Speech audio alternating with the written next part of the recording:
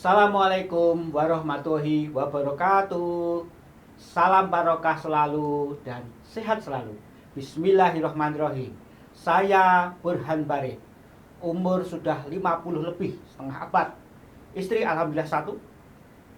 Saya di Prodi Teknik Sipil bidang keairan Universitas Muhammadiyah Yogyakarta. Mata kuliah yang saya ampu adalah sistem penyediaan air bersih. Dalam hal ini saya akan menjelaskan tentang sumber air. Kuliah ini, sumber air ini adalah mengalirkan air dari sumber air, apa itu sungai, apa itu mata air, apa itu kemudian waduk dan sebagainya, kemudian menuju pengolahan air, menuju reservoir, pipa distribusi, akhirnya menuju ke konsumen. PAM atau penyediaan air minum ada perusahaan daerah air minum BUMD yang ada di kabupaten atau kota yang bergerak dalam menyediakan air minum. Mengapa namanya air minum, bukan air bersih? Karena sebenarnya PDAM itu sudah layak minum, tetapi kita mungkin terbiasa, tidak terbiasa, atau mungkin terbiasa bahwa minum kita harus dimasak dulu. Padahal sebenarnya air mengandung kapur itu sudah layak minum. Saya sendiri kadang-kadang rasanya piye gitu, tidak biasa. Air baku yang apa adanya atau belum diapa-apain yang ada di sumber air itu disebut sebagai air yang belum menjadi air bersih, bahkan menjadi air minum. Ada 3 aspek kalau kita bicara tentang kualitas air. Aspek fisik, aspek kimia, dan aspek biologi. Kalau air bersih, itu air yang sudah aman secara fisik dan kimia. Sedangkan air minum itu adalah air yang ditambah lagi aman secara biologi, dalam arti bebas bakteri.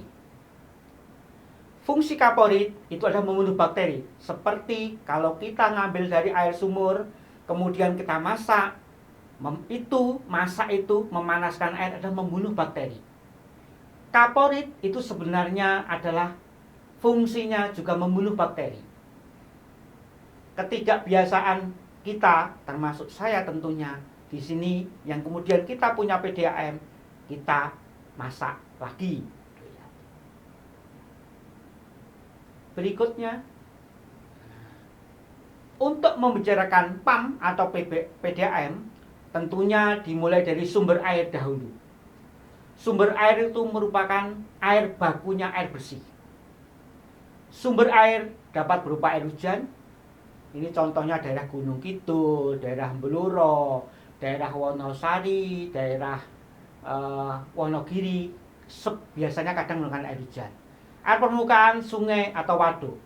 Air permukaan itu kota-kota besar, Jakarta, Surabaya, Semarang, Bandung, itu air permukaan. Mata air itu biasanya gunakan untuk kota-kota sedang atau kecil. Jogja ini pakai mata air, mengambil air dari sungai Kali Kuning, di atasnya Codi. Kali Kuning, kalau saudara pernah lihat katanya film KKN di Desa Penari, nah, itu mata airnya adalah mata airnya untuk kota Jogja. Air tanah sumber itu adalah penduduk biasa punya sumur, itu termasuk air baku. Bahkan mungkin air salju atau air laut. Nah, kalau negara-negara tertentu air salju, air laut. Kalau seperti Arab Saudi itu menggunakan air laut karena negaranya kaya, bisa mengolah air laut menjadi air tawar. Air hujan sangat tergantung musim. Saat musim hujan, semua air ditampung dalam bak. Itu kalau saudara KKN misalnya ke Gunung Kidul atau Wonogiri, nanti menemukan bak penampung air hujan. Khususnya tanahnya kapur. Kalau tanahnya kapur itu tidak bisa menyimpan air, dia masuk ke rongga-rongga, sela-sela batuan itu, kemudian ada sungai bawah tanah di situ. Tapi air yang di atas kemudian ditampung menjadi air hujan untuk menjadi air minum. Air hujannya sebagai air baku. Nah, next, berikutnya. Air sungai merupakan kebiasaan masyarakat yang membuang limbah cair padat ke sungai, membuat sungai mudah tercemar. Potensi sungai sebagai air baku sangatlah besar untuk kota-kota besar. Karena sungai di sini jumlahnya atau airnya melimpah. Tetapi biasanya bermasalah di kualitas. Next. Sumber air berikutnya adalah mata air. Muncul secara alamiah yang kemudian sering disebut sebagai belik, umbul, sendang, telaga, situ, kalau di Jawa Barat namanya situ Patenggang dan sebagainya. Mata air sebagian besar ada di pegunungan. Yang kalau kemudian meluap itu menjadi sungai.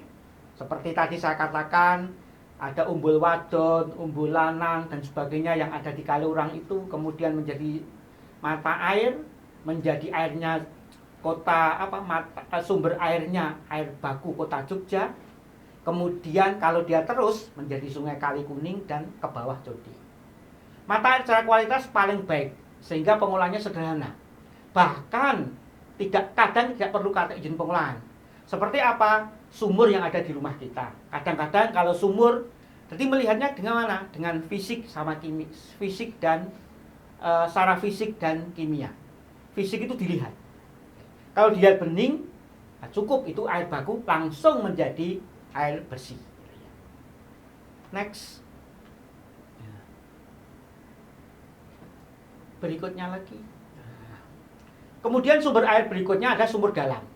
Sumur dalam ini tentunya letaknya di bawah, jadi mungkin sekitar 100 sampai 300 meter atau bahkan lebih. Jadi ini yang mengelola bukan PU, bukan Cipta Karya, bukan PU, tetapi ini adalah mengelola ada Dirjen Geologi atau Direktorat Geologi. Sehingga kalau kita mengambil air tanah dalam itu nanti harus izin dan bisa jadi mungkin ada pajaknya di situ gitu ya. Seperti pabrik-pabrik atau kawasan perumahan luas itu kadang-kadang menggunakan air tanah dalam. Kalau airnya dangkal gratis kita ambil. Kemudian kalau air salju hanya didapat daerah-daerah subtropis. Jadi di Katulistiwa itu jauh gitu ya. Air laut merupakan pilihan terakhir karena mengolahnya sangat mahal. Gitu ya. Jadi air laut itu mengapa mahal? Karena dia pakai penyaring air asin. Penyaring air asin, asinnya itu tidak lewat yang keluar tawarnya. Itu yang kemudian jadi mahal. Sumber air bisa dari manapun, air hujan, sungai, air tanah, mata air, air salju, bahkan air laut. Tentunya pemilihan pengambilan sumber air akan ditentukan dari aspek kuantitas dan kualitasnya, bahkan kontinuitas. Dan tidak lupa harus kita masukkan unsur ekonomi di situ, biaya. Terima kasih pada adik-adik mahasiswa semua atas perhatiannya. Semoga ilmu ini bermanfaat, barokah, dan kita sehat selalu. Bismillahirrahmanirrahim. Alhamdulillahirabbil alamin. Wabillahi taufiq wal hidayah. Wassalamualaikum warahmatullahi wabarakatuh.